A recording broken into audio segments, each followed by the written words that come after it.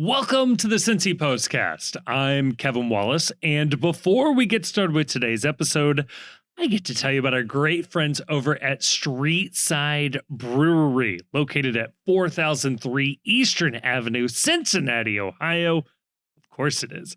This is the best daggone brewery you're going to find in this city. It is located in the Columbia-Tusculum area, and one of my favorite things about Streetside are the events that they have going on.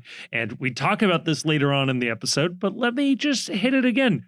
Sunday, May 3rd, 2026. Okay. Not another day, not another year. This year, 7:30 a.m. It is the Flying Pig Watch Party. This is a cool race that is happening every year in Cincinnati, and Streetside is right on the route. So go cheer on the runners, the walkers that are doing the full marathon. The half marathon doesn't go by it, just in case you have anybody else you know running that.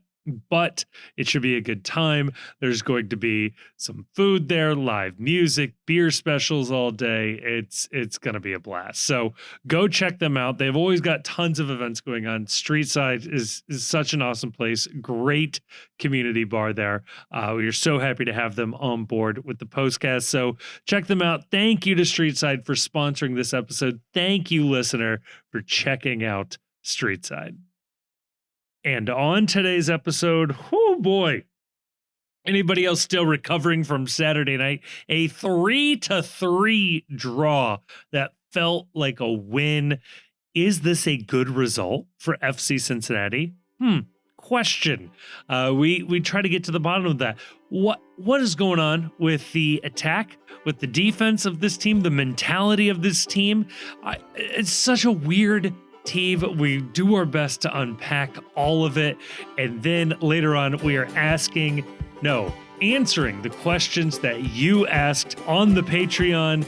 And we wrap it all up with an NYCFC preview because, oh boy, there is a match on Wednesday. Put it all together. You got yourselves a lovely little postcast.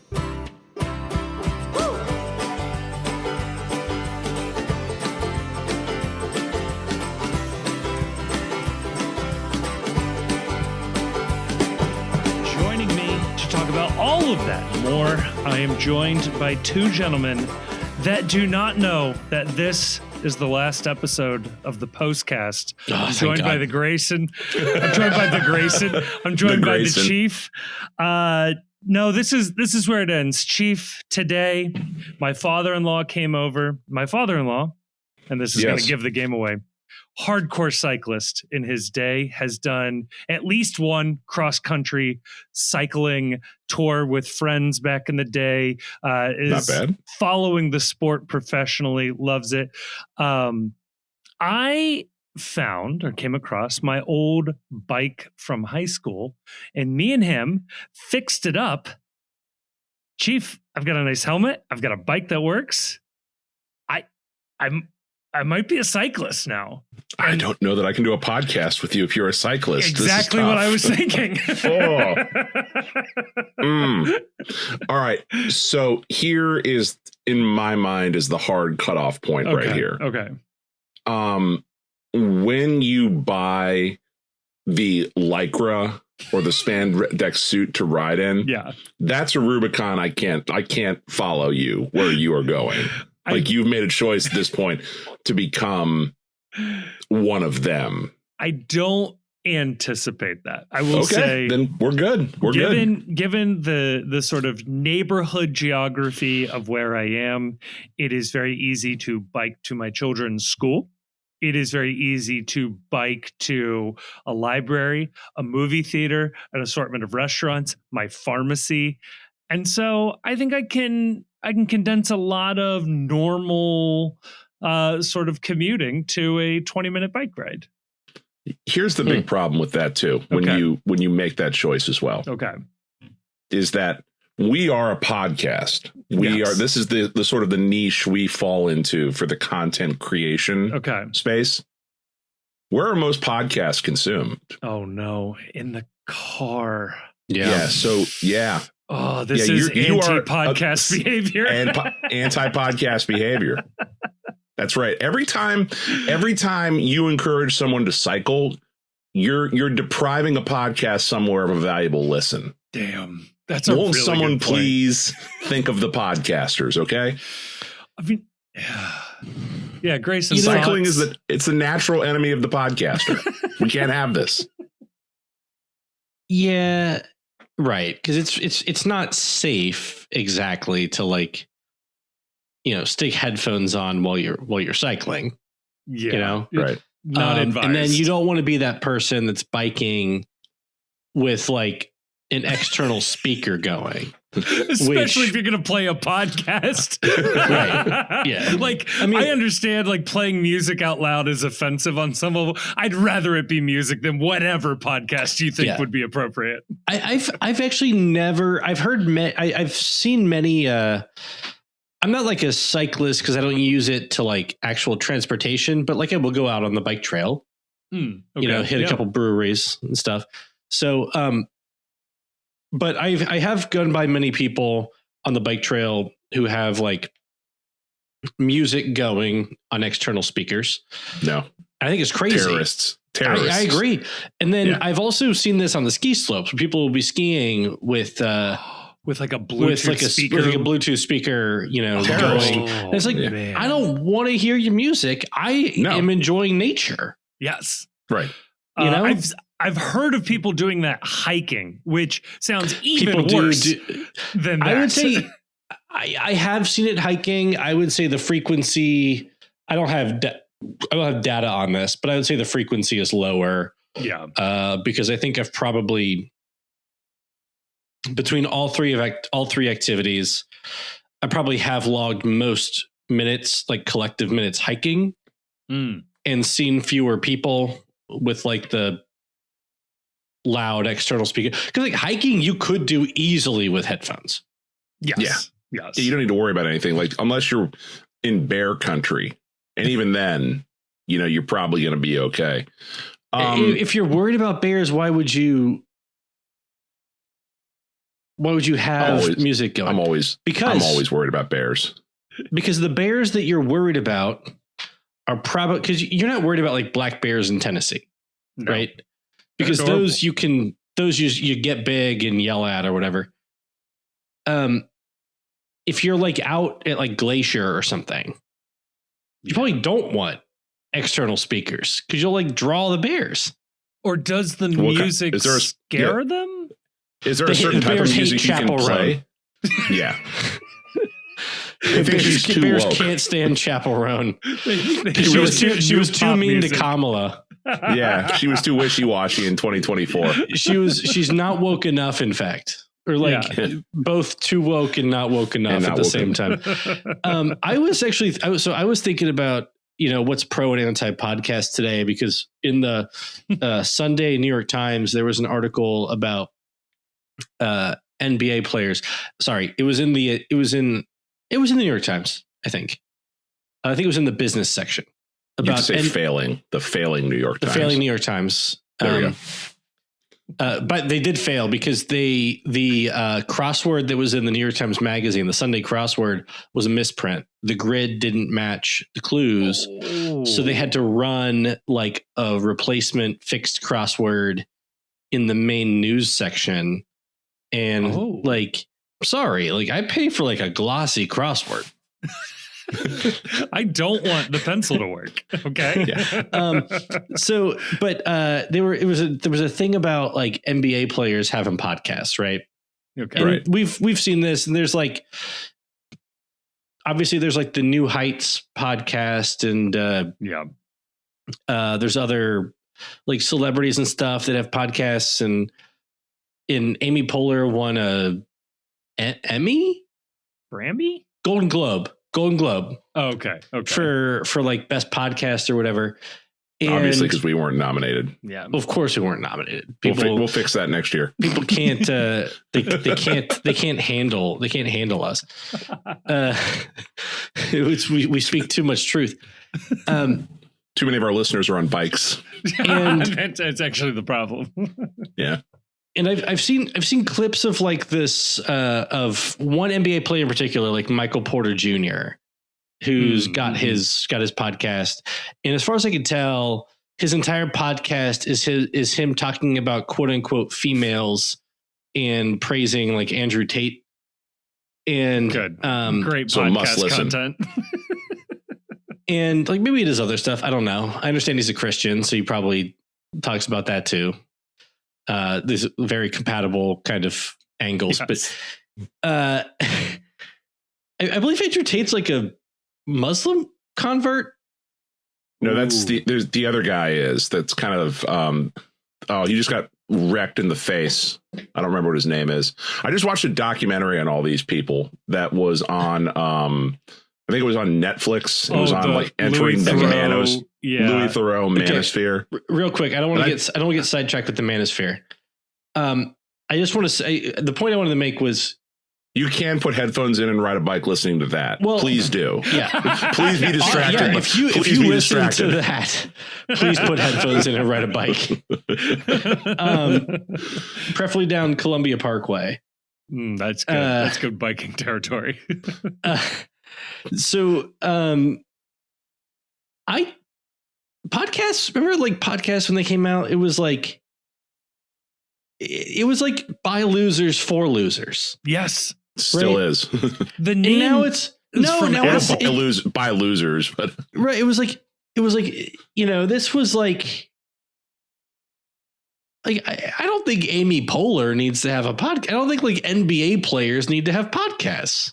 Oh, I mean, they're coming for professional podcasters. It's like you need to leave this space for amateurs and otherwise talentless individuals. Like yes. I don't have an NBA career or a movie career to fall back on. I've got nothing. Like you need to leave this for those people who truly lack the ability to do anything else in terms of creative or financial expression. Yeah, nothing. We suck. It feels like if there was a category of professional ham radio operators, it's like there's like a social contract here, right? Where it's like, yeah, these are losers, and it's just like pure loserdom is what you're getting, right? Yes. But when celebrities do it and like professional athletes, like they are like protecting their brand. Yes. Now it's like a branding exercise, and that should be like a different thing.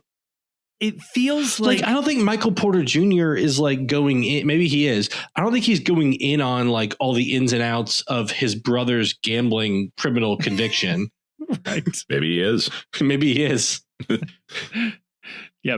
Maybe we should give these a couple of listens, but yeah, it also like, so it's the democratization of media. So when you have the sort of gatekeepers like come outside the gates to sort of stunt on the amateurs, it sort of defeats the purpose. Like, yeah, Amy Poehler, you could probably get a late night talk show on any cable channel you wanted. Why are you doing the podcast version of this? It's the same thing in the soccer podcast space with Alexi Lawless. Man, just go host a sports show on Fox Nation. Like, you don't need a podcast.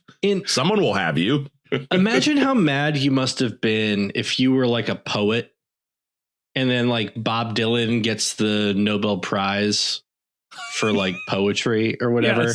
Yes. Or the Pulitzer Prize for poetry or whatever he got.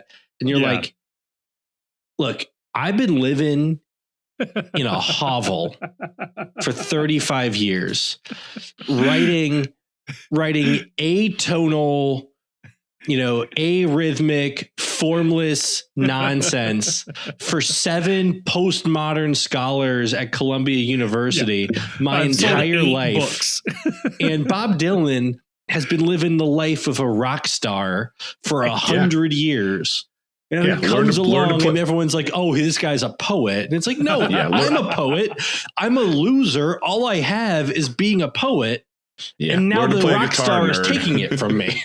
Go take guitar lessons, nerd. Oh man, that's such a good point. Yeah. Damn. So and for that reason, I can never actually recommend anyone listen to this this show. Of course not. No. You have to come Go to listen it. to Amy Poehler. She actually knows what she's talking about. She's actually entertaining. Listen to people. That's what this complaint comes from. This complaint just comes from the fact that like actually entertaining people are doing podcasts too. No, here's that's the problem. Not fair to the rest of us. No, but here's the problem is that like most of these people, their podcasts are not entertaining. They're good at other things. Right. And then they're just using that they're good at other things. Now, see, for people wanting to be friends with them. Nobody wants to be friends with us. That's absolutely true. Yeah, no, but like so that's how you know we're coming by it. Honestly, where we're screwing up though is that with all these celebrity podcasts, they're all produced by like people that actually know how to do podcasts. So most of them, they don't actually have to come up with content or book guests or do any of the real stuff. They've got like a production team that does that knows the ins and the outs of how to do, media. Well, and then publicists are reaching out to them and saying like, oh, my guy wants to be on your show. Yeah. Like we have the same publicist, so we'll be on each other's show. Yes. Right. And they just have to show up for like the hour or 2 hours that it takes to knock an episode out. If we really want to like sell out, what we got to do is we got to pitch this same concept to anti-woke though. Nick Hagland. Hey, how would you like to start the Nick Hagland podcast? Right. We'll handle all the podcast parts. You just show up and then we're going to use your name to make money and we'll throw you, we'll cut you in on however much like ad revenue we make or something like that. Well, when we sign Neymar, that's the pitch. Yeah. Just us talking in English and with like a soundboard of Neymar saying things. Just a Portuguese soundboard. Yeah. It's like Joga Bonito. We write down all the questions we want Neymar to answer, and somebody records him giving the answers, and then we cut them in to us talking to make it sound like we're interviewing Neymar every week. Where he never sees us once. I give him an actual Mad Lib sheet to fill out. Yeah, Chief, you might actually like know the answer to this.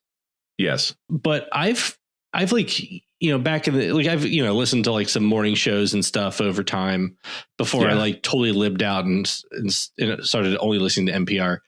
And you listen to like the local pop station, and they would have like Madonna on, right, or like Bono on, and they would like ask like Bono and Madonna questions, and I always get the sense that like the answers were pre-recorded and they were just handing out scripts to all the local radio stations. And like the local morning host was like, reading the questions verbatim. And then they were just dropping in like the canned answers that the big time celebrity gave. Cause like, there's no way this person is like actually going to all these.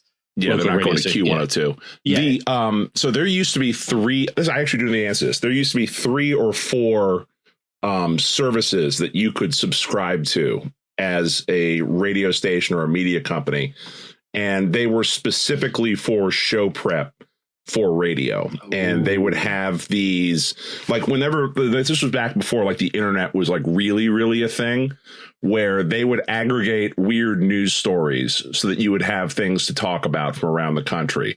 They would provide interviews like that where they're cut up and you would just have to record your own half of the interview and the answers would already be given. So whenever they would have like some the morning zoo show would talk about, hey, there's a man in Topeka, Kansas that's trying to set the world record for most number of chicken wings shoved up his own ass. That all got aggregated by this service, and you would pay a monthly fee in order to be a part of that. And I'm trying to remember what the name of. There was one that was famous that I'm trying to remember the name of. But the reason I bring that up is people ask like, how do you get player interviews? Same. Yeah.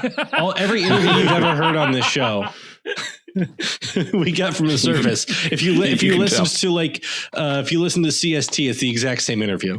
Yeah, actually. So it's the second date update. And if you Google too hard, you'll find 48 other radio stations around the country doing the same story. Doing the exact same bit. Dude, the second date update, I was onto that immediately. Yes. I mean, if anybody's on the fence, generally speaking, jurisdiction is going to change a little bit. You can't just call somebody up and have them immediately being broadcast on the radio. Like, Yeah. have to be releases signed ahead of time. You've got to do all these things. So the fact that they're just calling somebody on first try, on first or second ring, they're answering and divulging incredibly personal details over the air. Yeah, that's just like not how life works. Unfortunately, for various reasons, I've been able to see behind the curtain on this for a very long portion of my life. It's not real. Nothing is real. Nothing is real in media ever. Oh, damn. I will say, though, on the podcasting front, Chief, you retailed this story to Grayson. I would like to tell it on the podcast. This was very fun. Chief and I got surprise little upgrade thanks to a family connection I had over to the pitch view seats for the game last night. And as we were watching the game, there were two gentlemen in front of us who were heckling the opposing players, Greg Berhalter, Andrew Wiebe, giving them the business, right? Great work, guys. And phenomenal. Yeah. Chief says, like, these guys have got to listen to our podcast. Like, these are our people. And then, like, half hour later, later in the game, Chief's yelling something at somebody. And one of the guys turns around and goes, "It's Chief. I recognize the voice." So, we already had him. Yeah, I was telling Kevin, it's like, we got to these guys seem like they get the bit, because usually in public, I'll never reveal, oh, you should listen to the podcast, because no one should listen to this podcast. But these guys, the minute they started going after Andrew Wiebe, I was like, hell yeah. These are our people. These are our people. And it turns out they already were. They already were our people. That was great. Well, thank you for that, Kevin. That was a surprising upgrade. I got to give my seats away to some other people, which was good. And yeah, not a bad way to take in the game. Always fun to see how the other half lives. And by that, I mean the other half of the stadium. Yes. On the other side from where I usually sit. Very similar view, just other side for you. Just other side. Other side. Great evening. Maybe a hint chilly for what I wanted, but damn near perfect soccer weather. The march is always a little smaller when the weather gets a little colder, but otherwise, I thought it was good vibes going into the stadium. I saw the march; it seemed lively. Yeah, I was at an establishment, and do we have to say everything is brought to you by Walmart right now? First, I don't want to screw anything. I don't want to screw anything up. The march as brought to you by Walmart. Yeah, I was at an establishment where I was, doing that thing in the corner while I was holding my drink. I was like, nobody knows I'm Grayson from the postcast.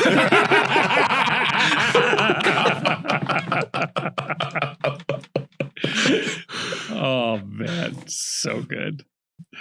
I thought, football weather.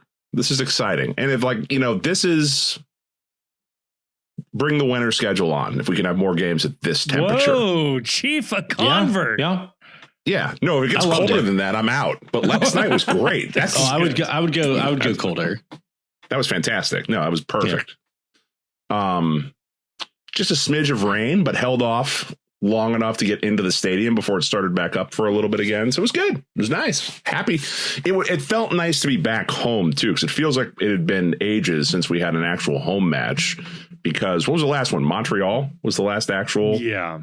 So it had been a minute. Yeah. So it was good. Good to be back. Vibes were high. I don't know. Happy. Yeah. I'll take it.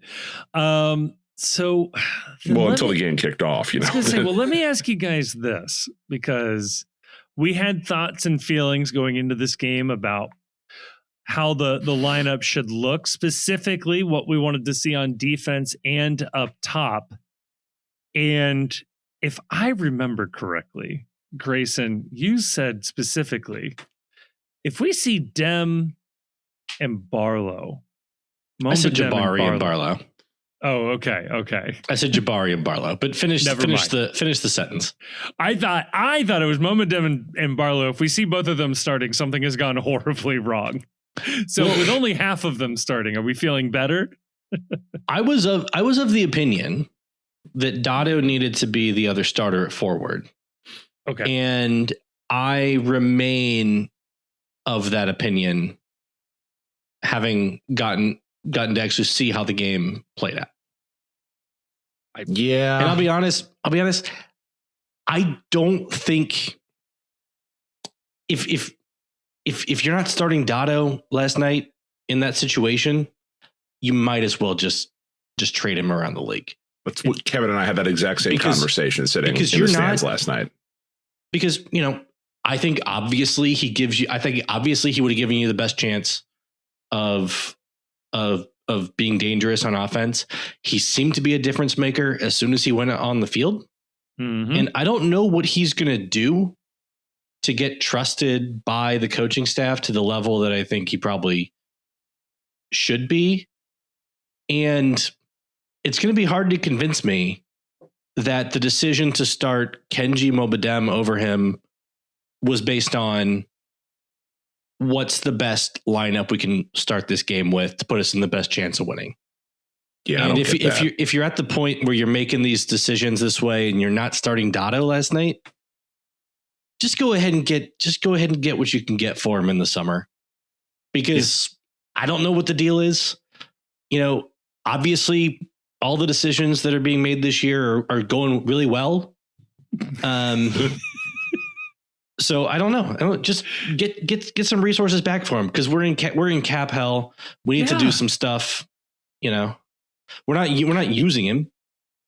We're not using him. If the rumors were we were going to get $1 million, that they were talking about $1 million in GAM was, in that range was being offered for him. If you're not going to play him, especially on a night like tonight, what are we doing? And look, I know that there's a line of thought out there that his best position, or they view him as a midfielder. Do the Trump gif. Do the wrong. Lean into the microphone. Say wrong. Wrong. His best position on the team is playing with Evander. Yeah.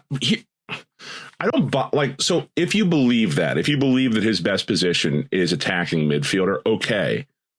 But I don't think Mobadem is a striker. That was the other out thing. And out. And so if you're going to play someone who's not a striker at striker, I don't see the argument for it not being Dado. And I say this as a guy who thinks that maybe there's a segment of the fan base that's a little carried away.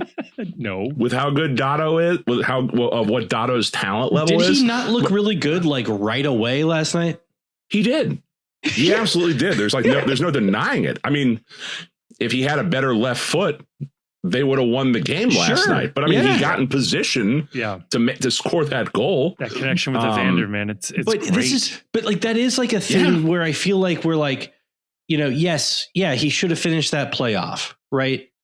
But in the realm of people who would have been at fault for a loss or who are at fault for a draw, Dado is like 15th. Yeah, right. Not even he's not even in the team photo. He's already at the bar drinking when the picture's being taken. Yeah, I agree. And the thing is too is that I don't understand whatever you think about Dado in terms of on the coaching staff or whatever you think about him. He has proven exponentially more than Mobadem has. He's got I haven't yet to meet a person who thinks that Mobadem has a higher ceiling than Dado does. Isn't Mobadem like 3 years older? Yeah, he's older than him. I don't get it. I got dragged a little bit for the anti-Dayton slander in the last episode.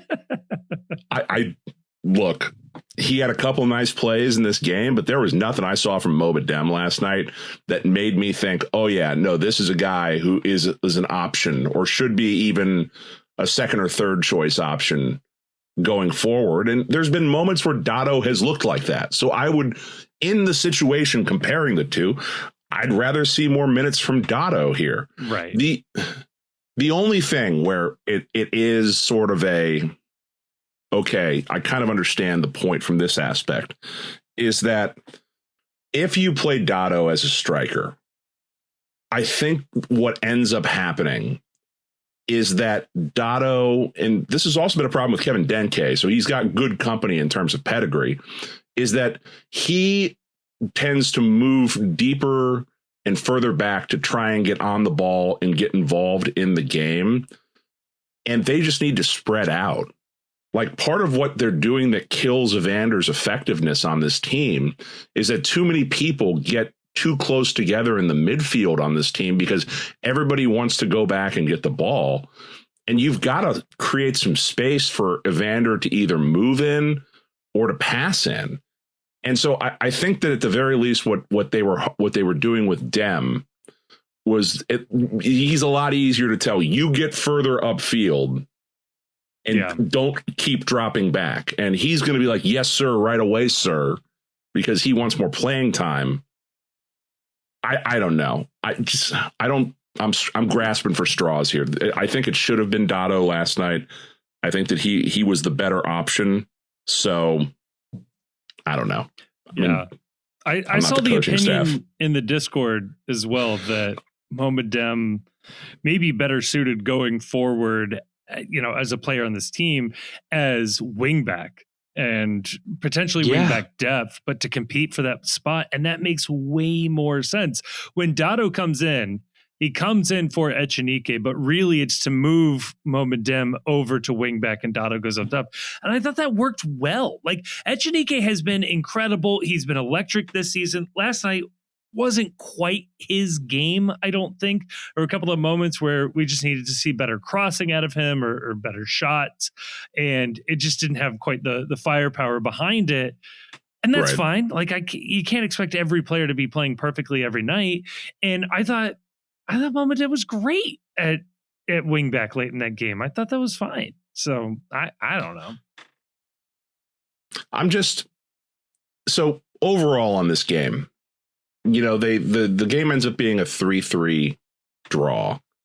And I think that the top line takeaways that I have from all this is that I was really I will keep being disappointed every time I see us playing three at the back, because it used to be my opinion. I used to be the opinion that it's just a boring solved formation that doesn't produce the results we're looking for. Mm-hmm. My new thing is I don't think we have three starting caliber center backs on this team right now.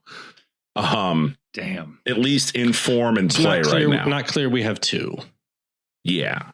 So running three out, it just I don't know why we keep doing it. I was curious about something, and right now is as good of a time to trot that out as any. So we've given him 19 goals through 8 games. Okay. Yeah. All right. That projects out to just over 80 goals across a 34 game season. Oh, fun. That's more than FC Cincinnati has ever given up. Oh, that would be more than FC Cincinnati has ever given up in a season. And this is just MLS. This is not including the 5 against Tigres. It would also be an MLS record for goals given up in a season. The current record is 78 given up by San Jose in 2024. Now, I don't think that we are going to give up 80 goals in the season, God willing. But I don't think that the, I guess, poorness of the level of play through 8 games can be overstated. And it's not just like, as we've been complaining about in like other years, like the lack of ideas on offense or whatever. It is a historically leaky defense. Can I offer some pushback on this for just a very brief moment? The numbers are what the numbers are in terms of like the goals got scored. I get that completely. We are 16th in MLS in XG allowed this year. We have conceded 11 XG. We have conceded 19 goals off of 11 XG. We are better in that metric than Chicago Fire. And Chicago Fire came into this game having given up, I think, 5 goals all year. Yes. And had clean sheets in the majority of their matches. Yeah. We are better on XG allowed than Inter Miami. We're better on XG allowed than Charlotte. We're better than San Diego. We're better than Minnesota United. for a lot of the things we criticized this team about last year, that this team gave up big chances and was bailed out by last ditch defending, by shot blocking, by occasionally heroic goalkeeping efforts from Roman Celentano. The exact opposite is true this year. And this has been sort of a worry with this team. And we had this worry coming into the season that we overperformed our metrics a ton the last 2 years. What happens to this team when the opposite is true, that we start underperforming our metrics? Mm-hmm. We're seeing that right now. Last night was a microcosm of sort of what the FC Cincinnati season is, in that we concede 3 goals. And on each one of the 3 goals conceded, one's a PK, where I think the contact was soft. I think that, for sure, Hugo Kuipers is already going to ground. We'll get into that. But the other 2 goals we concede, there's individual things in the play that you can get mad about, like people being lost, marks being missed. But at the end of the day, it's 2 worldy strikes from Kuipers that are required to score goals against FC Cincinnati last night. This is the kind of stuff we did to other teams last year on offense. Yeah. And so in the books, this will go down as, here's yet another match where FC Cincinnati leaks goals, gives up 3.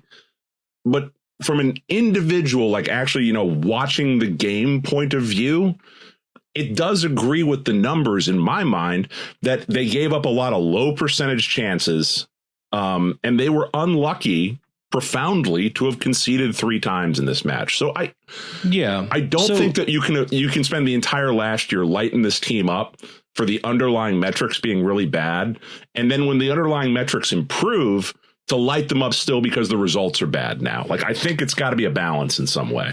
Yeah, I hear you on that. I do. Our numbers overall are skewed a little bit by how lopsided the XG was in this specific game. That's true. We put up 4.12 XG and conceded 1.75 XG. Sure. Okay? I'm just talking about XG against, though. Sure. Right. But a lot of the reason we're better than Chicago Fire on XG against right now is because we, more than doubled them up last night. Okay. And this is but those are the results of the game. Sure. Though. But this was game. Also if of our XG4, this was a third of our season total of XG4 from this one game. Yeah, and the 6 goals conceded are all from one game as well. But yes, but the point that I'm kind of building toward is they did not come out last night in a good way. They were not dominant to start the game and unlucky. They got beat to start the game and then switched and dominated the second half, essentially, right? Other than a very kind of sloppy goal to give up, which it was a great finish. That second half, that immediate goal in the second half by Kuipers was legitimately a great finish, but it was incredibly sloppy defending to give him that opportunity, and so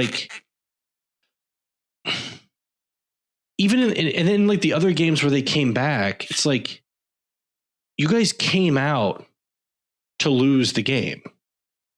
And it wasn't until we threw tactics out the window that even the underlying numbers shifted. Most of our XG comes in the second half. It comes after the team is down 3-1. Yeah. Well, I think it's simpler than that. I think that the majority of this team's XG, and the reason why this team plays better as the game gets longer, is that most teams, when the game state is level early in the game, every team is running the same playbook against us. They're high pressing the shit out of this FC Cincinnati team.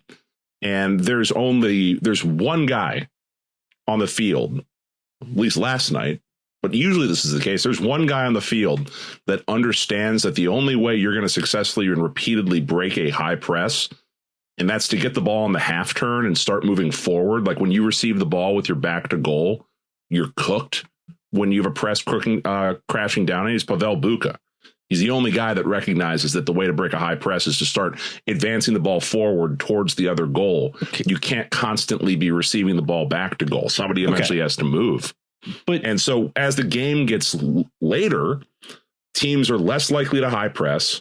When they're leading, they're less likely to high press. And that's why we see FC Cincinnati, I think, play better later in game states and when they're down, because the other teams call the dog off on the press because you can't keep it up over 90 minutes most of the time. And you're not going to keep doing it when you're winning a game. You're going to sit back and you're going to try to protect a lead. But I would suggest that game state matters. And so like last year, most of the time they were playing with the lead. And so they're defending more. The other team is attacking more. That is going to affect the XG numbers either way. Here, I would guess, and I haven't run this, I'm not really sure how I would, but I would guess that a lot of their XG is coming after they're already down by a goal or multiple goals. And so like last night, like they won the XG battle far and away, but they didn't get, 2/3 of their XG until after they were down 3-1. When are they going to come out and like just have it? Like if everybody runs the same game plan, what's the plan to like win a game? None. What's the plan to win a game? Well, the plan to win a game, we've been saying this for a while. The plan to win a game is limp to the summer window, sell off or buy out Miazga and Hadebe and prioritize getting a couple of center backs that can run and pass. I mean, they've got to at some point address the fact, and we talked about it on Thursday with the article Doyle posted. They at some point are going to have to bring some people in on this team that can pass. And until they can bring people into this team that can pass, they are going to continue to get dominated week after week after week by high pressing teams. And the only solution to that is better players or bunkering long enough in these games to wear the other team out from high press. Just dump the ball downfield and chase and concede possession and completely eliminate the idea of trying to play out the back, because this team can't do it. Speaking of, like, what was the thinking with the Hadebe halftime sub? Like, I'm not saying Flores was great. Flores was pretty bad, but like I've said, they put Hadebe in, and immediately he gives up a goal. Well, yeah, Hadebe wasn't much better. That's true, but I mean,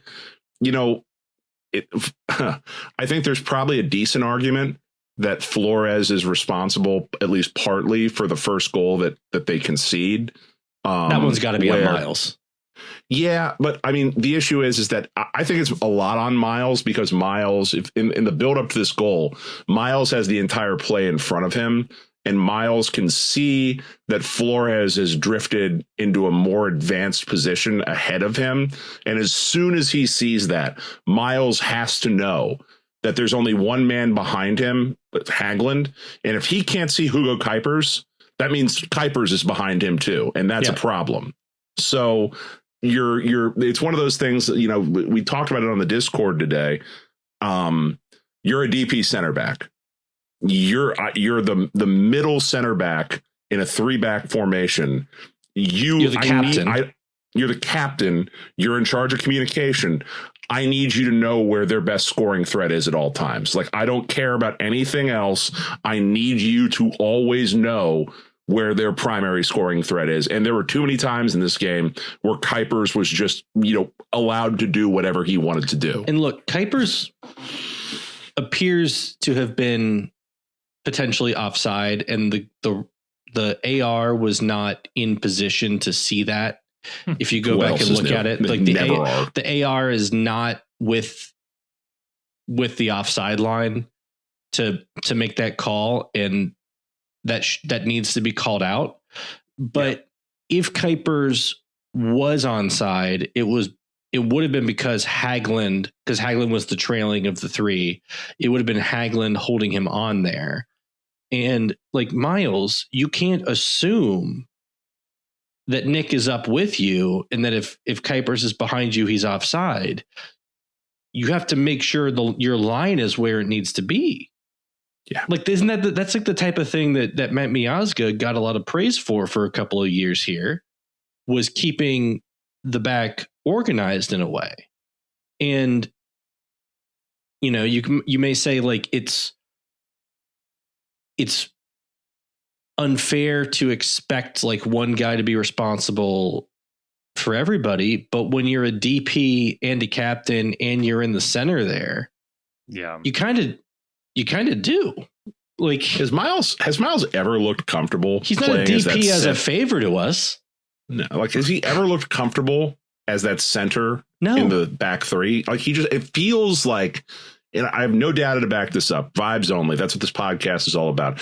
It feels like Miles is most effective when he's deployed on the right-hand side of the three center back pairing, and that he tends to, when he's in the middle, he gets lost in space a little bit, trying to figure out where his responsibilities are. I think where Miles is most effective is as the right side of a two-man center back.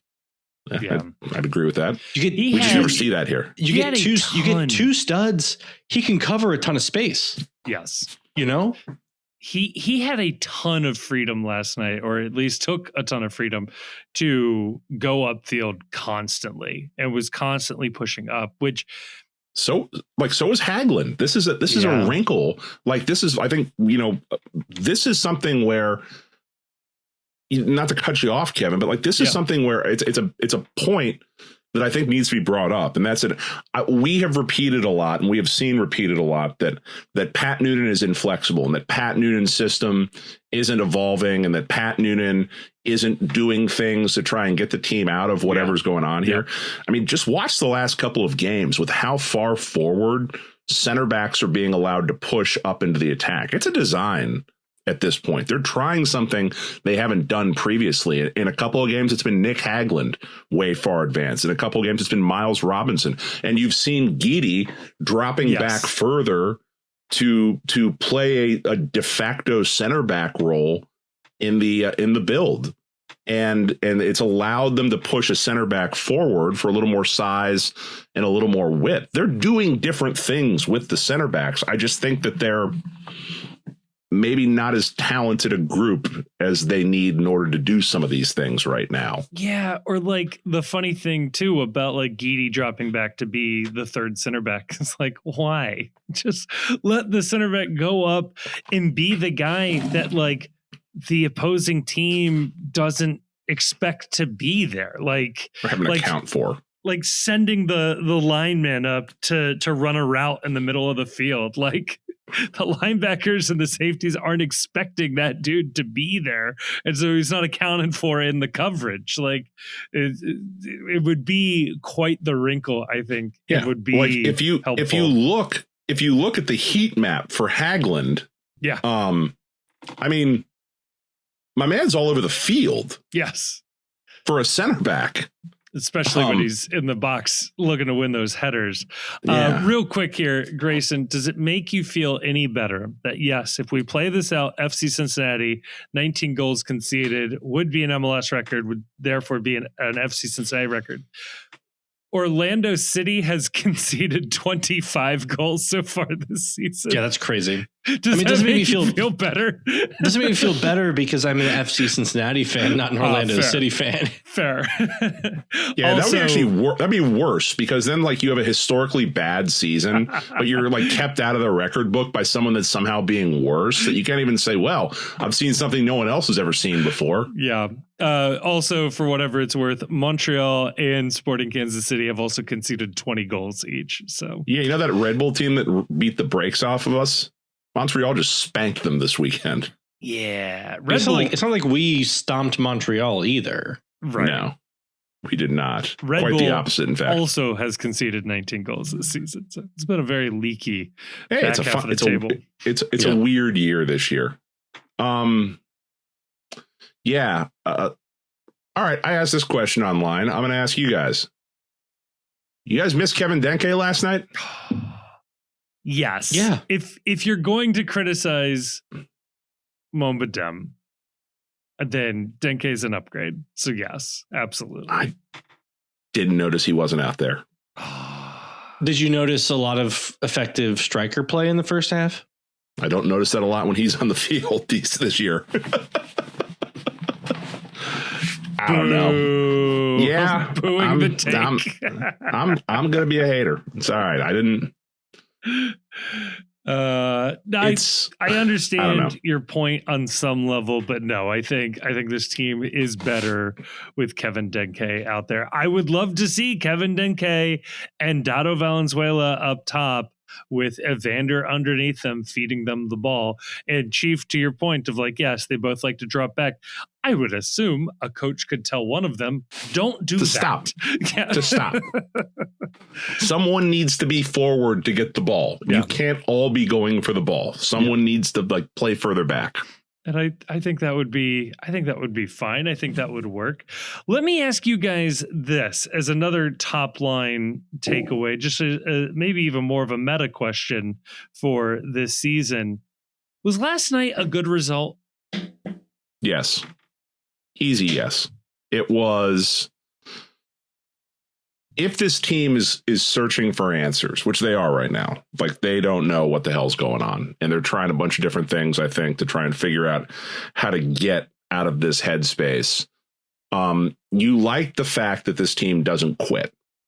Like you have to I understand the point about, you don't want to keep digging yourself into holes. Obviously, that's bad. Win a game. But the only thing, well, yeah. But if you're going to come out and win a game. Well, they didn't do that last year either. So this has been a problem for going on for a number of years. Sometimes. And then they held on for dear life. They rarely ever went out and just this year they won. score first and then give up 6 unanswered. Yeah. I think the bigger point for me is that if the team is going to be searching, I'm happy that they're searching and that they don't give up in games. That at the very least they're being feisty. Even with, how many times last year we talk about that when this team goes down, you're like, well, it's over. This team doesn't have the moxie, the firepower, the goals to come back. In this game, they're down 2. Last year, you would have left them for dead. This year, at the very least, they're scrapping back to get a point on this. So you like it from that standpoint. The other reason that you like it, I think, is that this was the first game this year for me that Evander resembled the type of player that he was last year that this team needs in order to be successful. I thought that his set piece delivery, which has been good even in these bad times, this was his best game of set piece deliveries, I thought. He played 2 or 3 incredible balls that should have resulted in goals. The ball that he plays to Dado at the end of the game should have been a goal. The ball he plays over the top to Dado that draws the PK was an incredibly weighted ball where if Dado isn't hauled down, he's 1v1 with the keeper and has another opportunity for a goal there. Let's complain about that too, by the way, real quick. Why not a red card? We saw this with Miles Robinson in that exact same box the last time we all bought not a play ticket. On the ball. Nope. No. Just hauled him down. Last defense. Not even a card was given that's insane. On that play. And this is a guy who gave 2 cards to us in the first 10 minutes. Yep. Yeah. One of them I think was pretty clearly deserved. The other I didn't see it. But if that's a PK, that's a red card. It's either not a foul and not a PK, or it's a PK and it's a red card. And I get the double jeopardy thing, but I don't care because they did it to Miles, and I don't care now at this point. I'm not moved by the sense of justice that the PK is the deserving reward. Nope. You have beaten that out of me by calling it the other way. And I demand equal treatment. It's at least a yellow. And I don't think a yellow was given. No, there was no card given. Yeah. No card given. I agree. Evander, Evander got a goal too. Like he needed it, like he scored on the PK, first goal of the season. If this game got Evander going, then that is worth any other result because they need to get him going. Yeah. So I agree with Chief that in the context of the season, it's a good result. Okay. Right. This is like probably the best team they've played so far, or certainly in the conversation in the league. Yeah. And given where they were and where Chicago was, it's a quote unquote like moral victory to come away with a point. I don't really like saying that because I think it lets a lot of people off the hook. Yeah. But again, like, yeah, it's good that they came back. It's good that they showed in the second half that they could be dominant. Yeah. You know, because they were dominant in the second half. I wish that they could like jump out to leads sometime and hold leads and then also be able to come back like all in one season. Careful. Like, I don't know why you can only do like one of those things at like any given time. We're real good at coming back this year. That's all we're doing. Right. And it's an overall failure that we're talking about something like this being a good result for this team, given the expectations and, you know, all the smart people that we have involved and all the talent that we have involved. But given how the season has gone, yeah, it's a good result. And it was an exciting game. Can't take that away. Yeah. There have been a lot of dire results over this year in terms of like bad watches. At least this was a watchable game. The other thing too is that like at this point, to that point, Grayson, I think the collective we in the FC Cincinnati fan base, we need to take a step back and recalibrate a ton. And that I think that there is enough evidence, there's enough tape to make the call at this point that this is a deeply flawed roster. That this roster is there's individual pieces of this roster that are good.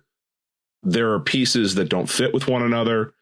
And for the amount of money they are spending on certain position groups, they're not getting the results that they need. And I say all that to note with this idea that I think that the goal for this season for me has shifted to just make it to the window in the summer.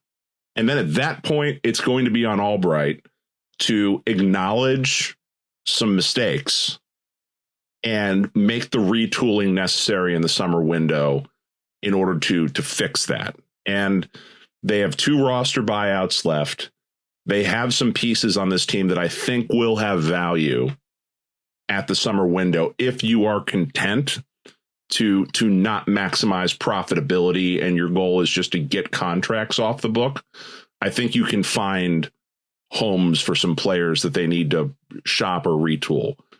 But I think this team as built right now, I do not know that it's realistic to expect much better against a team like Chicago than a draw. And I feel like that we have to sort of recalibrate that this is a win in this environment, and just to hold serve and keep yourself from getting so far down the table before the World Cup break that the season and your ability to salvage something out of this year, like a playoff run, is compromised. I really, we've spent so many times this year so many times in this run with Albright and Noonan of being the team that gets off to a torrid start and collapses down the stretch. We kind of have to embrace this year that we're hoping for the opposite, where we become the team that knocks out a team that got off to a torrid stretch because we do the things necessary in the summer in order to put ourselves in a better playoff position. Yeah, isn't that what we want? It is certainly what we want. Part of what you want, though, is being able to trust that like the right decision is going to be made. Yeah, that will happen at various steps of the way. And I have a lot of, I think I do have a lot of patience for like, we made some bad decisions and learned from them. And I think in the summer we'll find out if any lessons have been learned, if anything about the decisions that led to the roster to be in the state that it is have been internalized. And,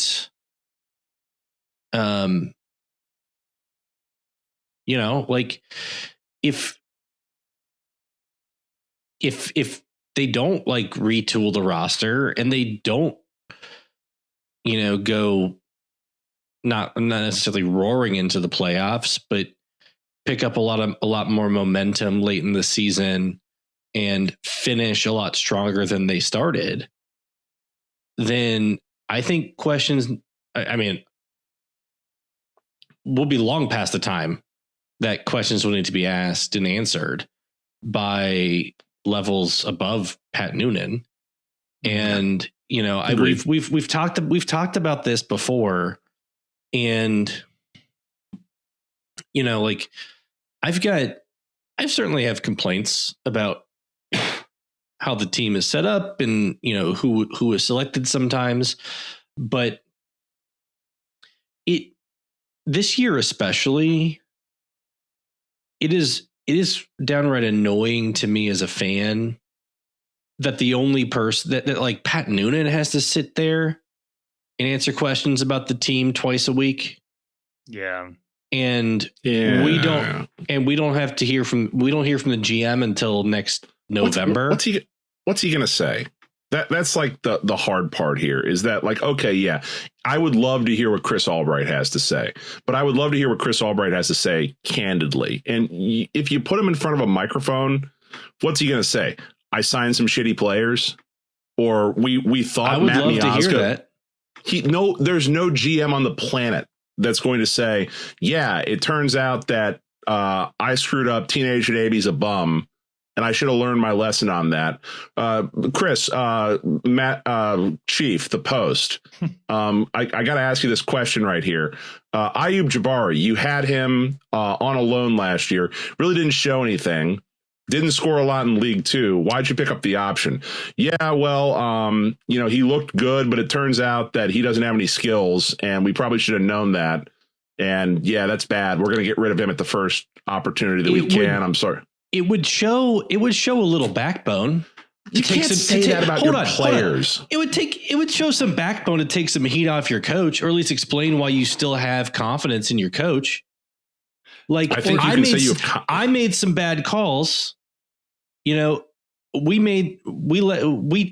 don't have the roster in the position that it should be, given the resources that were spent, because some bad judgment calls were made, or we thought that some players were, going to integrate better into the team with more time, or we thought some players were going to come back from injury more than they did.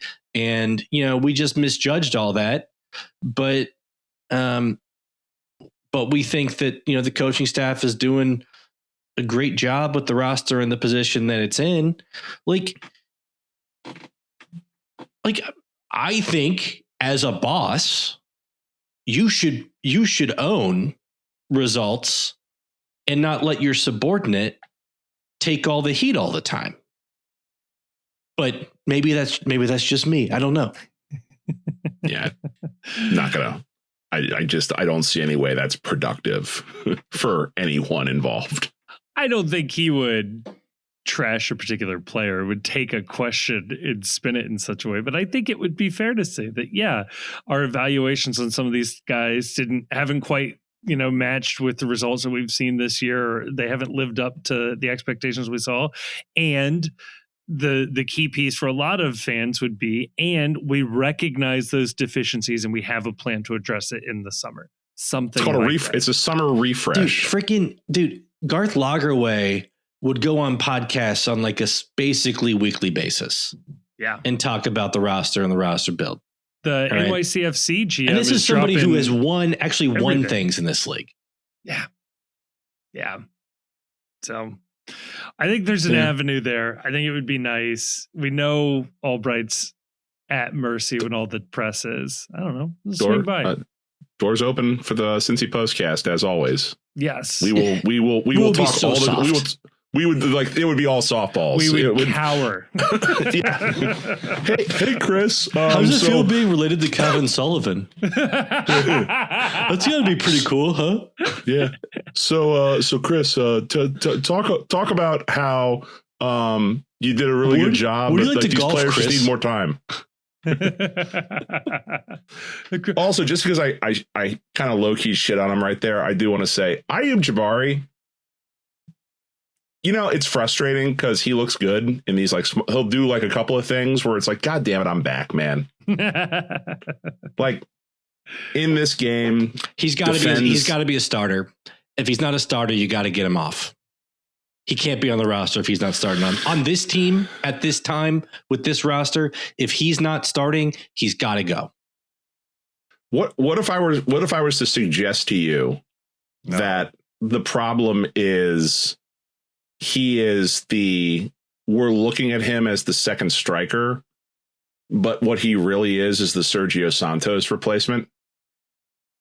Yeah, Sergio Santos had long worn out his welcome.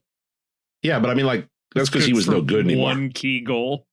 But like what I mean by that is that the best usage of Ayub Jabari is that he comes in like the 65th, 70th minute, and he is just a gigantic human with wheels running at center backs and midfielders who have mileage on their legs when he doesn't, and that his best use is in those moments. And in fact, we have seen in those moments, he's actually been fairly effective. He gets the assist, I think, to Mo Badem that tied the game against Toronto. Yep. Yeah. He is involved in the own goal. Low key forced the own goal a little bit with his. I think he deserves credit for being in a good position and making the defender make a play there. Play some great defense in this game too, like a willing defender tracking back multiple times, tracking back. I was really impressed with the way he was tracking back late in the game. Multiple times. Broke up some key plays. Yeah. I think that if they had a better second striker option situated, if their second striker option was situated better, I don't think that there would be as much pressure on Jabari, and that like that role. If you told me, okay, I paid $800,000 for a striker that is a make stuff happen late in games guy, we've been begging for that for years. Like, who is the guy that comes in that you can look to down on the edge of the end of the bench? And this is a make stuff happen guy when you're chasing a game, or you need, a late goal to seal something. I'm not going to lose my mind if that was the role he was intended to fill. But if that's the case, then you should have done a better job identifying a second striker that's going to play ahead of him, that pushes him to that role. It can't be Tom Barlow. It's got to be somebody Dado shaped, probably, in that case. You'd think it'd be Dado, but then they won't do that. So right. And I think Barlow would be perfectly good at the coming in late in the game, making stuff happen, tracking back, running real hard striker. Yeah. I don't think we need two of those guys. We need somebody to start a game and win a game. Sure. But like if one of them is Jabari and the other one is Barlow, and Barlow's on a supplemental roster spot, I'm kind of okay with having two Johnny Runhards on the bench to play striker. Like, I'm okay with that. Like you can make this work if your second striker is a U22 or someone that's, more of a premium roster position, but not a designated player. They are charging us for a Supporter Shield contending, MLS Cup contending team. They did not raise the ticket price like 50% last year, whatever it was, and tell us like, oh, you like all these seasons? Well, you gotta, to keep having those, we gotta spend more money. When you complain about the the prices. I've actually never spoken with season ticket rep, but I know that this line is. Yeah, it was send a call to voicemail. I know this line is thrown out to other people who do talk about like the price increases. They're not saying, if you want to be 10th in the East and have both Ayub Jabari and Tom Barlow, we got to pay up. Like this is not what they're selling to people. And like, you do got to be accountable for what you're selling to people. And I think it's fair. I think it's fair to hold adult grown ass men to deliver results to us. What if Ayub was the one making that call to you? And he was the person that called you about season tickets and like, don't you want me to make money for my family? I would say it must be. I'd say, oh, it's nice to meet you, Mr. Jabari. Mr. Jabari. Do you want to come on? You have a podcast? Do you want to come on? It must be nice to be 6'6". Did you like living in France? I bet that was cool. Do you get a cortado? What is your coffee order? Have you tried Skyline? Do you like Skyline? Tell me you like Skyline. Have you been to Colette? How does it compare? Hold on, I'm taking Duolingo for French. Hold on. Did you know that you can get foie gras that is cruelty free? I tried escargot once when I was in France. I think it's pretty good. Have you been to Nice? I went to Nice last year. It was cool. Oh my God. So yeah. They dropped a fun stat in this game on the broadcast. I actually went and watched the game back. Madman.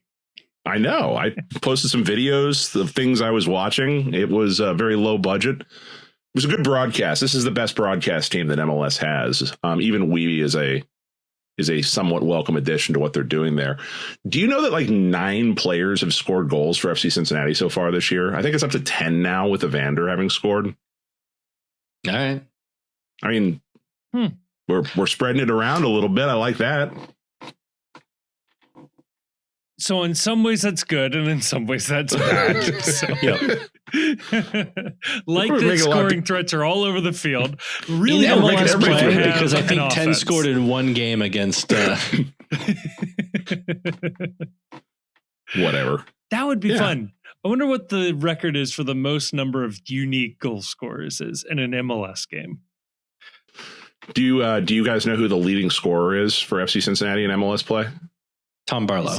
Nick It is Tom Barlow tied with Kevin Denke with 2 goals apiece. 2 goals. Also having scored this year, 10 people have scored goals for FC Cincinnati. How many can you guys name? Tom Barlow, Kevin Denke. Okay. Evander. Ayub Jabari. Kenji Mobadem. Yes. Pavel Buka. And Derek Chinike. 7. Did we say Nick Kyle Hagelin Smith already? Kyle Smith 8. Nick Hagelin 9. Did Obi score? Did not. Oh, no. Okay. Who else is even on the team? This is making me so happy. Number 10. I don't think Brad Ramirez has scored. He hasn't. Number 10. It's not teenage. Is it Miles? It is not Miles. Is it Dado? It is Dado. I don't even remember that goal. It was against New England. Yeah, it was the. Of course, I don't remember. We've all that written one. that game out of our mind. Right. Yeah, I blacked out. I blacked out in that game, and it never happened. I eternal sunshine of the spotless mind. That game, Men in Black, flashy thing. For some reason, it keeps coming back. Yeah. All right. Well, there you go. Is there any other thoughts we want from the game? Evander tied the most number of goals scored by a Brazilian in MLS in this game. The only other one I want to. Oh, he did it after his PK. He did the Neymar celebration. Also did that in the small-sided transfer game as his celebration. Yes, he did. which, we're an anti-transfer game podcast.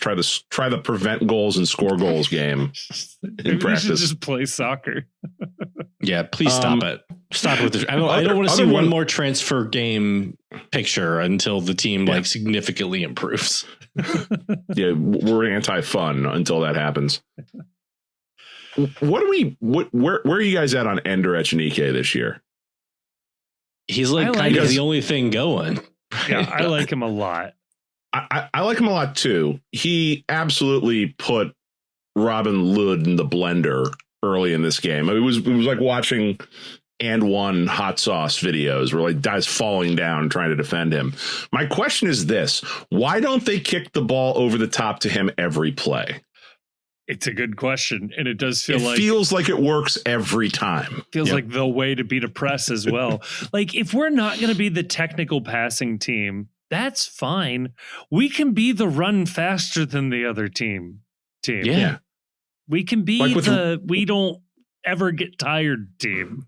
Right. Just do that over and over again. Just every time we're going to kick it down the side to, it feels like the Randy Moss offense from the Vikings back in the day. Just throw it to Randy. Something's going to happen. Ender's down there somewhere. Yeah. Ender's down there somewhere. I guess the last thing I want to say is I will throw myself under the bus and eat a little shit because this was very fun timing. I wasn't exactly wrong, but, when they subbed Kyle Smith in the game, I think for Kenji, I was like, what are we doing? Why are we subbing a defender for an attacker when we're down a goal and we basically immediately score the third goal?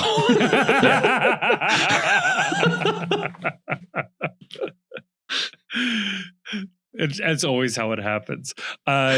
Chief, at one point, I'll throw you under the bus. We're saying this team can't build up out of the back. Watch this, and it led to an amazing opportunity. An amazing opportunity, yeah. No, it was just right there. This sucks.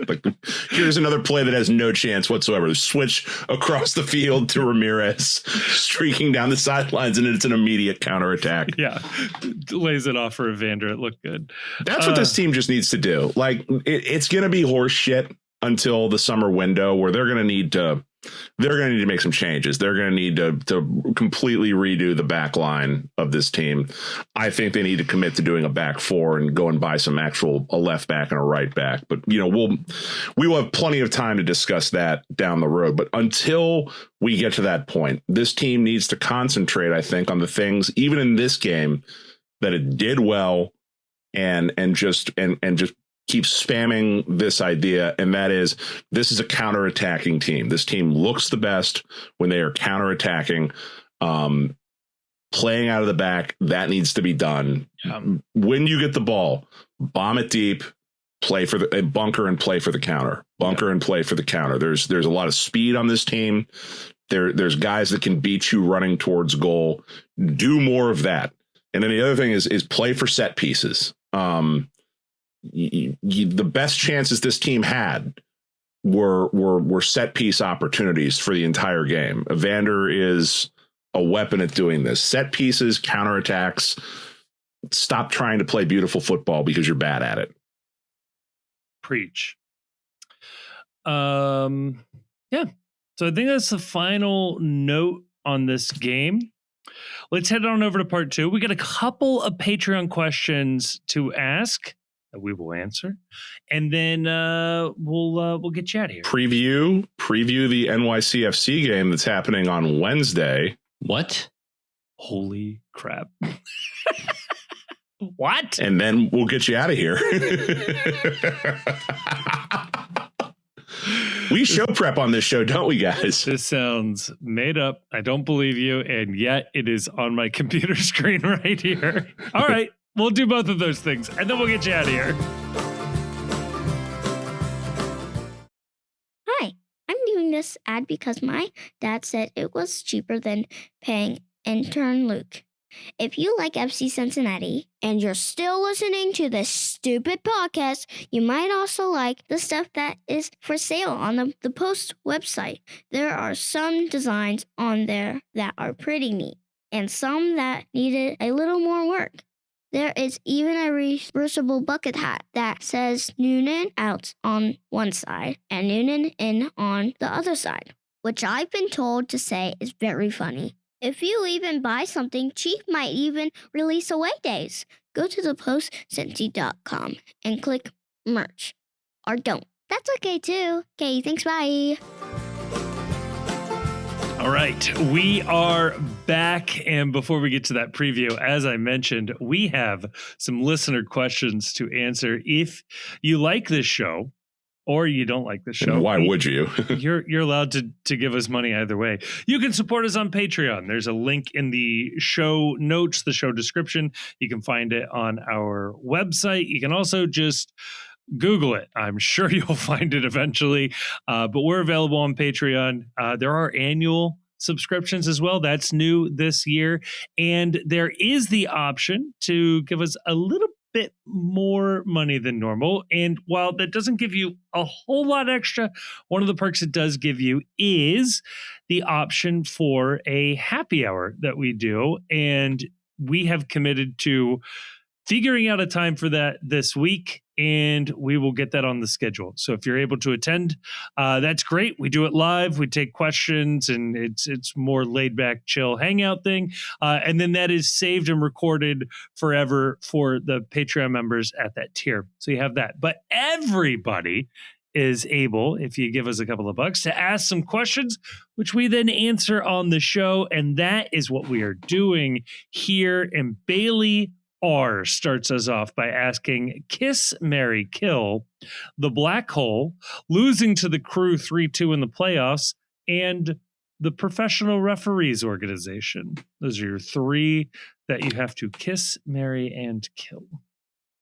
I appreciate the G-rated version of this. I am going to marry the Professional Referees Organization because I can change them. Okay, I like this. Or take them down from within. Already a toxic relationship. I love this. I will kiss the black hole. I will kill the 3-2 Columbus Crew. Lost for all time. I think that's the correct answer, but I'm curious if Grayson would switch black hole and pro. I will marry the black hole because you can marry it and just ignore it. It's a loveless marriage. Great relationship advice. A Catholic divorce. I will kiss losing 3-2 to the Crew. Oh, because a hate kiss. Yeah, but also like I'm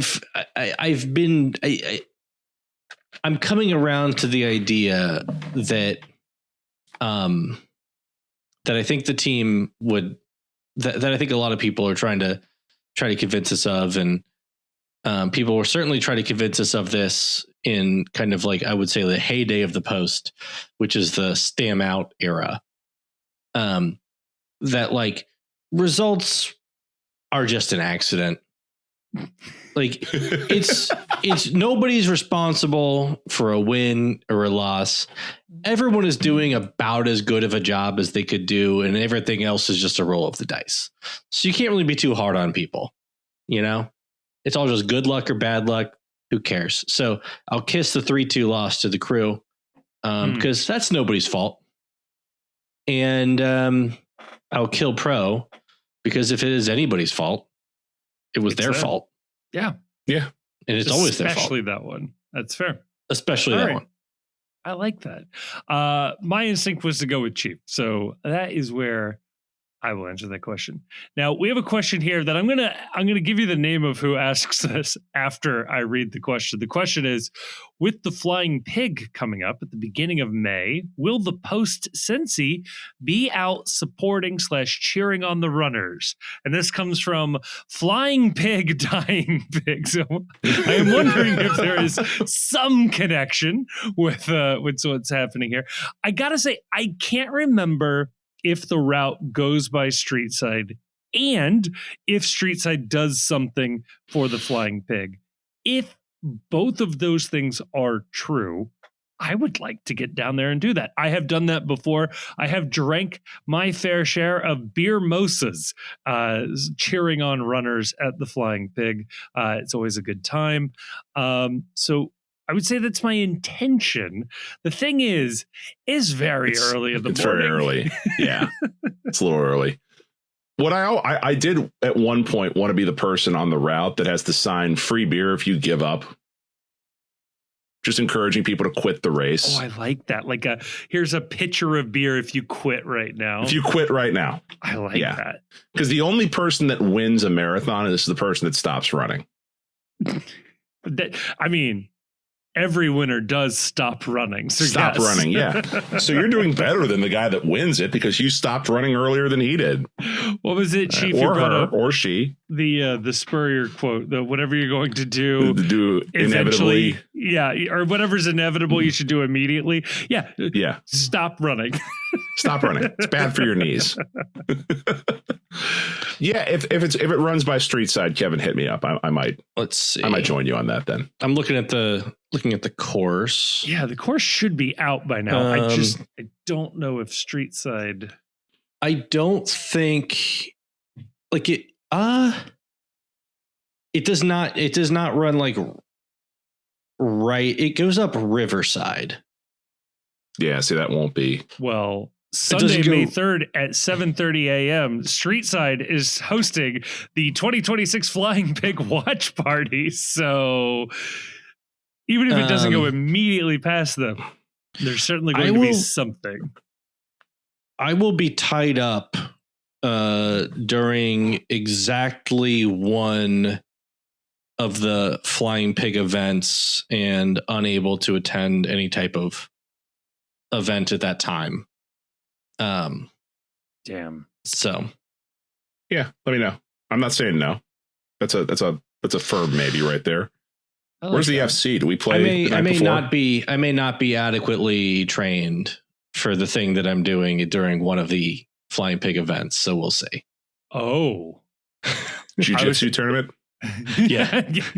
I'm doing an MMA tournament that starts exactly when the half marathon starts. 5 a.m. or whatever. Yeah, Grayson is training for the UFC on the White House lawn. He's been invited to compete. Yep, me and Cash Patel are wrestling. Yeah. I will say my daughter signed up for the run club at school, and the culmination of run club is a 5K in our neck of the woods, and nice. I foolishly signed up with her. So when is it? It is May 9th at roughly 8 a.m. So that's a little too much right there. We've been running together though. It's been a cute little father-daughter bonding experience doing some running together. So we'll see if I get trained up in the next 3 weeks as well. Otherwise I will finish my running with the walkers, which would be. I am looking at the map right here. It does in fact go directly in front of Streetside. Boom. On flyingpig.com or boom. flyingpigmarathon.com. So there you go. The full or the half or both? Because then there's sometimes the half does not. The half goes to the one of the hills. Okay. Yeah, this is the it says the 2026 Flying Pig Marathon. Okay. 26.58 miles. That's some crap. I wouldn't run the last 0.58. It's supposed to be 26.2. Well, this is 0.58. That's not 2. Right. You're trying to get an extra 0.3. You would skip the last 0.3. Yeah. 8. On principle. I win. I'm done. Why would they have that number be not the marathon length? Anyway, I may be dead. So come on out to Streetside and watch Grayson die. We'll need a live update from Grayson. Like, are you dead? Grayson, are you dead? Is Grayson still alive.com. Oh, man. Ty M asks, how much more do we need to pay for stuff to start getting pronounced correctly? Ty, you can't afford it. What stuff? Yeah. Everything is pronounced exactly the way it sounds to me. I'll tell you, like, people complain about pronunciations, and like I understand like people's names for sure. Yeah. Like let's try to do our best. People's names, it's respectful, but like other words, it's stop it, chill out. Like there's like one of the common like pretentious things in the US is to like lord it over that like you heard somebody at a coffee shop order an espresso. Yes. You're right. And you're like, ha, you rube in Moorhead, Kentucky. It is espresso because it's Italian. Espressi through but you know what? If you go to France, do you know what they call it? Oh, what's that? They call it espresso. Son of a gun. Okay, so everyone just has to chill. Everyone just needs to chill a bit. Right? Stop thinking about like who you could be better than and think about how you can better yourself. Yeah. Rest assured, if I'm mispronouncing something, it's a conscious choice I've made at this point in my life. I'm not going to learn the new way to do it. Sorry. Yeah, it's ingrained. Also, whatever we're mispronouncing, I promise you, people from there or that person is also mispronouncing things. So also, speaking of pronunciations as well, like if you are going to provide a pronunciation guide, actually provide a pronunciation guide. Don't do those stupid letters that nobody knows how to understand. OK, like, you know, spell it out phonetically for me. What is that called? It's like, why is the E backwards and upside down? Yeah, what am I supposed to do here? You know, I know someone that knows how to read that, and she sings. Yeah. And so like she can read this and sing words that she has absolutely no idea what the meaning is, but like can pronounce them absolutely flawlessly because she knows this weird alphabet. That's what opera singers do. But that's like opera singers don't speak the language that they're singing in. Italian or Spanish. Some do, surely. No, but a lot don't. A lot feels really wrong. I would want my money back if I went to an opera and the person didn't actually speak Italian.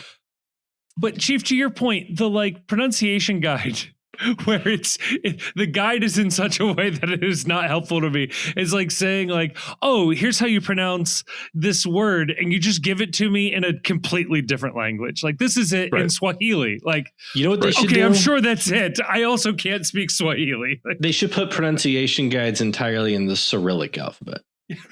Right. I only read pronunciation guides in Esperanto. Right. There's not a kanji there for me to read. I'm not even going to try. I don't speak Russian, but I can like phonetically read the Cyrillic alphabet because I like taught myself to do it like 15 years ago or whatever, because I just wanted to. And it came in handy like exactly one time where I was down with a friend in Austin, Texas, maybe like 9-10 years ago. It was pre-COVID for sure. Okay. And we went to an escape room. And one of the codes requires you to like read a book in like Russian. And apparently there was like another key to like match like words to it that we just never found, because I was able to just like pronounce the words and like get them out. And the guy at the end of the escape room came out and he was so pumped because he was like a big like escape room nerd. He was like, that was such a fun game, you guys. I was watching you guys. I was so excited. And then you pulled out the book and I was like, this guy knows Russian. Holy shit. Little did you know that this was like a honey trap by the CIA to try and get people to out themselves for actually understanding how to read this. Right. You got recruited. It's another Cicada 32.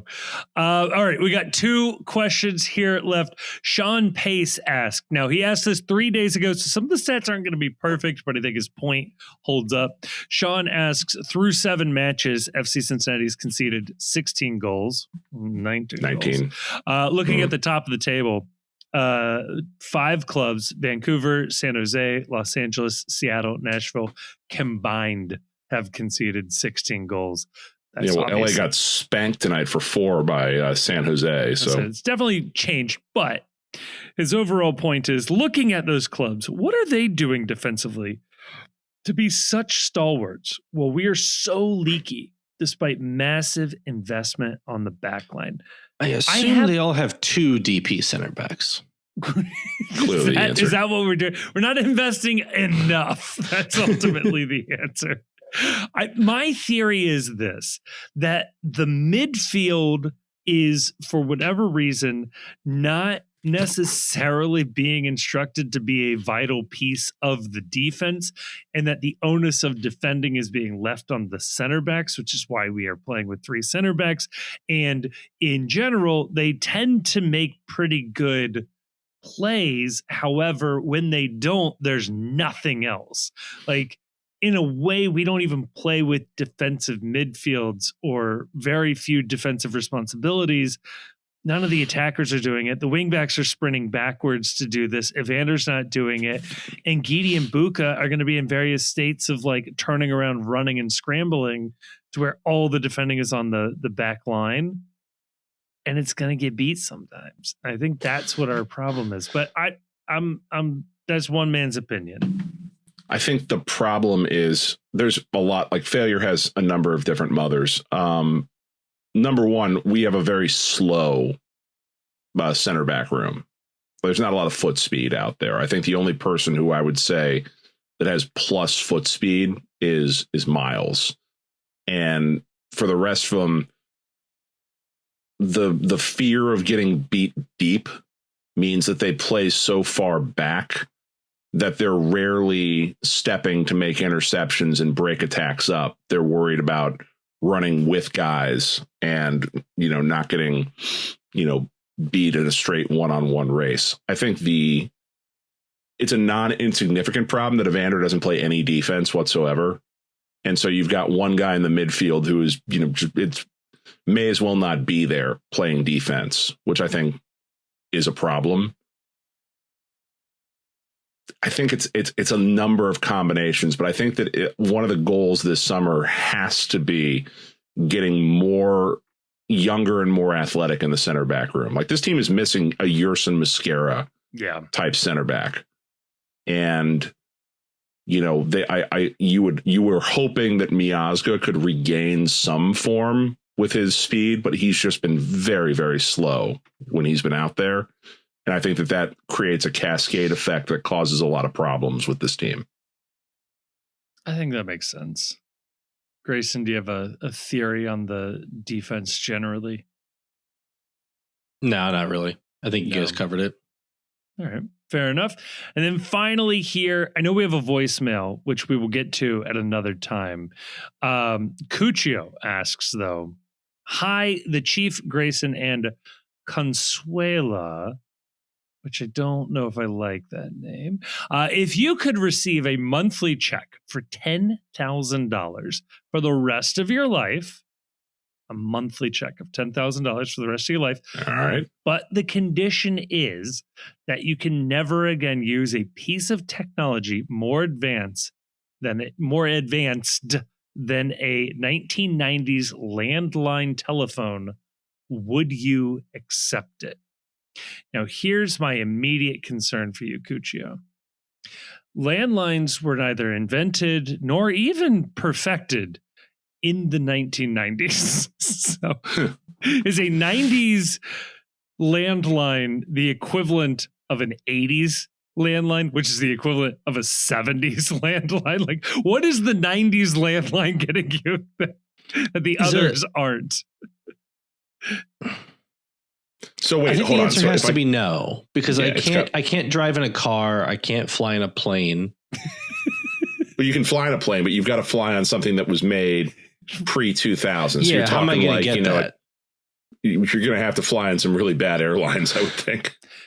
If you lived in the right city, I assume some of the subway trains around Chicago or New York are probably old enough here. Yeah, they're upgrading a lot of those. So you're talking no cars, airplanes probably out. You could buy like, how hardcore is this though? Like, well, how do you put gas in it? All those gas pumps now are using technology that's above 1990s technology. That's a great point. Like, you can't use a single thing with Wi-Fi. I can't use my microwave. Can't use your credit card either because the credit cards all have the chips. They don't have this. They don't use the magnetic strips anymore. So you're cash only. You're cash only, but you can't use the ATM. A pacemaker down the line. No, that's a no. You're so dead. no. It's a no. Yeah. I'll work for a living and be able to get like a pacemaker down the line or like fly on a plane. Now, if it's like, would I take $10,000 a month and like for the rest of my life and like never be able to use a like cell phone or a laptop computer or anything on the internet? But like like a device, right? Yeah. Like I can't use like a smartphone, can't use a computer. I guess can't use a smart TV. I wouldn't do that either. I can't do it because like I go on a plane, I want to watch the thing on the screen. Right. Now, is I can't watch a movie again? Is this a thing where you can do the you can do like the Hasidic thing where I can't use my credit card, but I can give it to somebody else who will use my credit card for me. Right. I have I have a microwave that is always working, and when I hit the button, I'm stopping it from working. Then I'm down. Yeah. Now, like I can't use the technology, but somebody else can come and they can put the streaming service on. I just have to tell someone else. But then you still can't get in a car or plane. Yeah, I like the premise of the question, Cuccio. I think you need to dial in there's even more money. Like if there's a dollar amount where it probably. But here's the thing. Okay, but you have all can't this do money. Anything. Yeah, what are you buying with it? You can't go on a vacation. You can't buy like you the can, fun new you gadget. Sit in your house and read the Elena Ferrante books. Like that's all you can do. Right. On the in the nicest house on a beach somewhere. If you could guarantee you go walk? Like happiness and wealth for all of your family members and friends, but you have to go Amish. Like you go to bike down to the nicest beach in the world, Kitty Hawk, North Carolina. Myrtle Beach, sir. I'm going to go down there. I'm going to listen to my cassette tape player on the beach. I love that North Carolina tries to claim first in flight when they specifically picked Kitty Hawk, North Carolina, because there was nobody around and it was super boring and they wouldn't be noticed. And it was soft. Winds. Yeah. They had dunes and a windy soft landing spots. Yes. Congrats, you win, North Carolina. You had you've been to. It's like the moon saying that they were first to the moon. We had the air. You ever been to Kitty Hawk, where like the first Wright Brothers flight was? I have not. Yeah. It's weirdly moving to stand there and see like, oh, this is how far they got, and then 60 years later we were on the moon. Yeah, it is. Like it's kind of a mind. It's like a mind-blowing thing to think about. You know, the first thing that I ever read that pointed that out, how like quickly that happened, the Animorphs books. You know, they're getting adapted to a Netflix show. I saw that the other day. I saw that Ryan Coogler's involved. Yeah. Oh, that means Michael B. Jordan's involved, baby. He's going to play Visser 3, sorry. He's in literally every feature film Coogler's ever done. I did get this though. So I mentioned before on the Patreon, you can leave a voicemail and that's great. Now the phone number would also receive text messages. I don't know how much more useful that is in people's life, but I did get this text message to the postcast text. And Chief, let me know if we have to refer this to anybody. This is the text message. This Ray, bro, from BP last night. What's up with the job? I don't know, Ray. What's up with the job? Do we respond? Do we see how far this goes? What's the job? Is this a crime? Is this pre-crime? Is this somebody applying for stable, regular employment? What are we looking at here? You gotta say like which BP, or say I'm always handing out jobs at BP. Right, it's been filled, but I got something else if you're interested. And then like see if you can sign him on for like bank fraud or something. Yeah, like dude, I'm in. Remind me again, what are you good at? And just see what sort of skills we get back. Right. Marketing, communication, and safe cracking. Right. It's like, I got another job, but I got to know that you're down first. Like, you'd have to tell me if you're a cop, right? I need, the mayor's ballpoint pen. I got to see how good of a thief you are. Yes. So there you go. You can text us if you need a job and are in or around a BP. All right, let's pick the New York game real quick. New York they were looking really good. They're down to 7th. They have 3 losses and a draw in the last 5. So they're only sitting 3 points above us in the standings. Could leapfrog them. We're going there. We always play so well on the baseball field. And we're typically terrible on the baseball field, but this is not a typical year. So we'll probably be really good on the baseball field. That's a good point. Their last games, they've lost to Charlotte 2-1. They beat Westchester SC. I'm assuming that's the Open Cup. They won that. But in league, lost to Vancouver 2-0, drew a dreadful St. Louis team 1-1, lost to Inter Miami 3-2. Mixed bag. Good to see that they can beat a USL team. They also lost to Vancouver 2-0. Yeah. So last win was 3-1 against Colorado Rapids on March 14th. I'm not going to find out when our last win was. That's illegal. Montreal. It's more recent, March 22nd. So we got this. Is what I'm saying about that. Matt Freese in goal. Neat. Yeah. This is really a revenge game. You guys remember when Keaton Parks was the future of the U.S. men's national team? I do. No. He was like on Benfica B, right? Yeah. Man. Maxi Morales is still on this team, right? Yeah. Yeah, he's really good. Sucks. I hate him. Oh, I was going to say just he's annoying very to play good, against. but yes. Yeah. We're going to win 3-1. I like that. We're not going to do that. Yes, we are. That's not going to happen. We're going to win 3-1. We are going to draw 2-2, and we're going to come back from 2-0 down. And we will be having the same conversation all over again. Brian Ramirez is out for this game. Yellow card suspension or accumulation. Okay, so Brian Ramirez is out. What is your striker pairing for this game?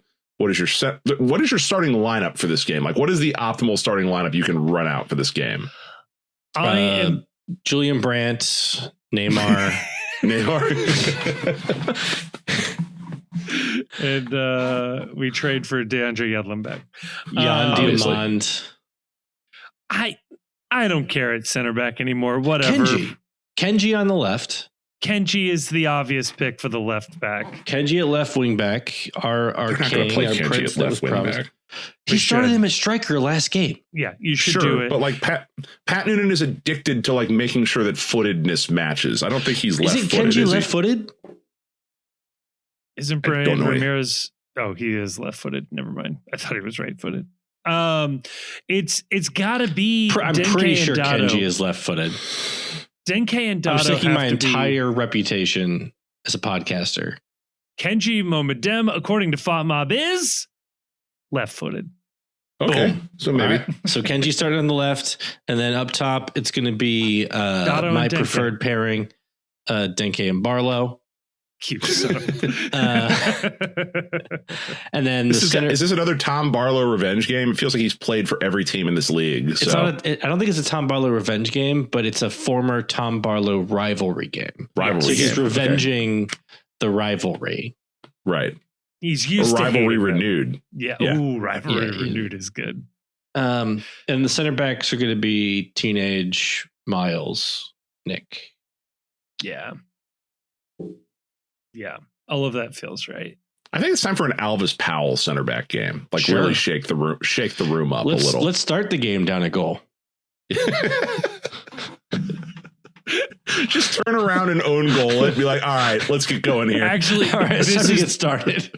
This is the play. right as the ref blows the whistle, let's assume we get the kickoff. Alvis Powell picks up the ball, runs with it, chucks it into our own goal.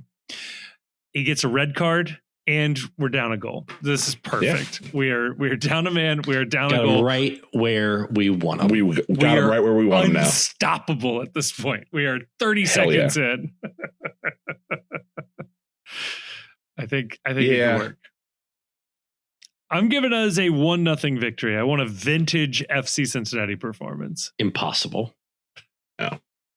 I want my striker pairing to be Dado and Jabari and really get the narratives going. You're a madman. What if we just start both Shirillas at striker? At striker? We haven't tried that yet. What about Nick Haglund at striker? Haven't tried that either. In the air. Remember when Kendall Waston played striker? Kendall Waston not only used to play striker for his Leighton games, he still does. He started at striker for Alajuelense or whatever down in Costa Rica recently. Yeah. See, we were just ahead of the curve on that. Whichever one, but yes, he's been starting at striker. It doesn't matter. We don't win in that competition anyway. We're not in it long enough for me to win learn. against them. At that level, we'd win. We did. Did we? Would FC Cincinnati win the Costa Rican National League? I think so. But the fact that I'm not certain is a problem. Yep. Well, good episode, guys. Well done. We did it. We started off in a hole, but we really came back. Please don't listen to this on a bike. Or if you do, explain to me how, and we will judge you, and I may take tips. Right. And wear a helmet.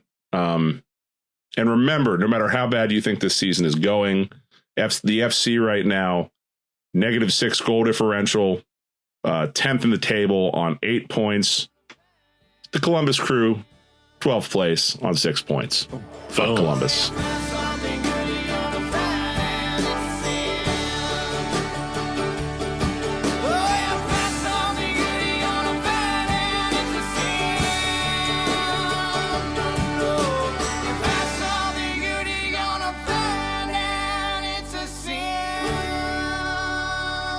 The Cincy Postcast is a production of The Post Cincy. You can check us out online at thepostcincy.com. You can also follow us on Twitter and Blue Sky, Facebook, and Instagram. Twitter and Blue Sky, though, you'll find we're a little more active than the other places. We're also on YouTube, where you can listen to this episode if you aren't listening to it already. We are also putting up video content semi-regularly, including the Away Days series.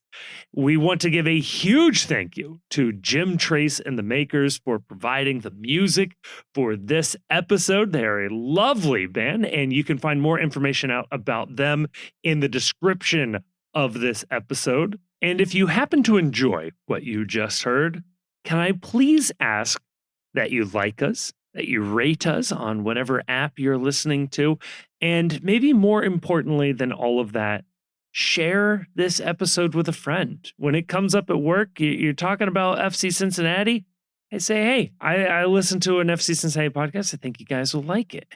It would really, really help us out. Nothing helps a podcast travel more than a good recommendation from a friend, family member. That would be awesome. When it comes to the sorting algorithms that control our lives, a 5-star review would be much appreciated. Also, leaving a sort of written review weirdly does more than that. That's how the algorithms work. So maybe say a nice or a mean thing, whatever. Just as long as you give us 5 stars, that'll really, really, really help us out. And if you are looking for more MLS content, check out our other podcast, The World's Gam. Again, a link will be in the description of this episode. That is where we touch on league-wide storylines and news, and we talk about other games and a couple other teams in there as well. I think you will enjoy it if you are just dipping your toes into Major League Soccer. A huge thank you to all of our sponsors. A even bigger thank you to all of our patrons over at Patreon. But maybe most importantly, thank you for listening to this episode.